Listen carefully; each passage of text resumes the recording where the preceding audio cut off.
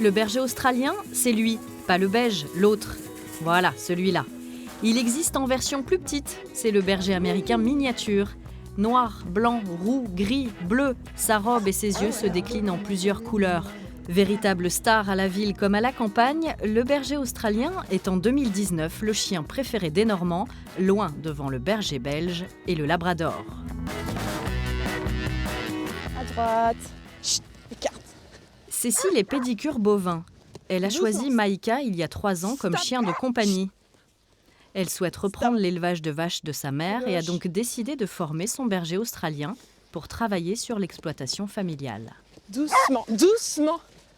On ne peut pas faire les deux parce que le chien, en fait, on ne peut pas être son copain et en même temps son patron, en fait. On ne peut pas faire lier les deux, donc depuis, je l'emmène plus partout avec moi. J'ai arrêté tout ça, elle reste chez moi. Et quand je la prends, c'est vraiment pour aller aux animaux, quoi. Contrairement à son appellation, le berger australien n'a rien à voir avec l'Australie. La race est née aux États-Unis.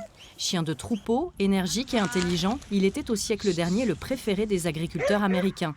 Mais depuis son arrivée en France, il y a une vingtaine d'années, le berger australien a été très peu utilisé au troupeau. Cette caractéristique a donc fini par se perdre dans ses gènes. Le berger australien a été sélectionné sur sa beauté, pas sur les aptitudes troupeau. Et ce qui fait qu'on ne trouve plus de bergers australiens qui ont vraiment des aptitudes troupeau. On n'en trouve plus beaucoup en tout cas.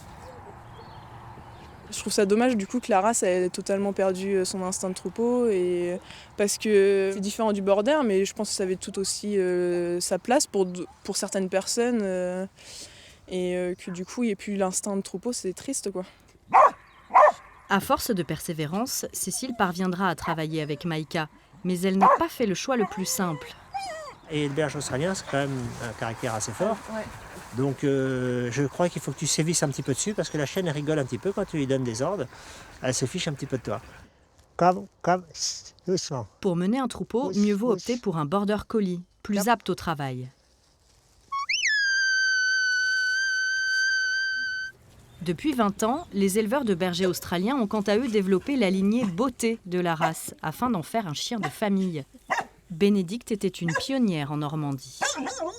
Mes premières portées de chiots venaient de mâles américains. Derrière, ça travaillait sur des exploitations aux États-Unis. Mais c'est vrai qu'on avait des chiots avec des très très forts tempéraments. Le berger australien ne le vendait pas en premier chien à des gens. Parce que c'était un chien, c'est pas un chien aussi facile que ce qu'on a tendance à faire croire. Son caractère et ses yeux doux séduisent de plus en plus. En 20 ans, le nombre de naissances a été multiplié par 45 en France.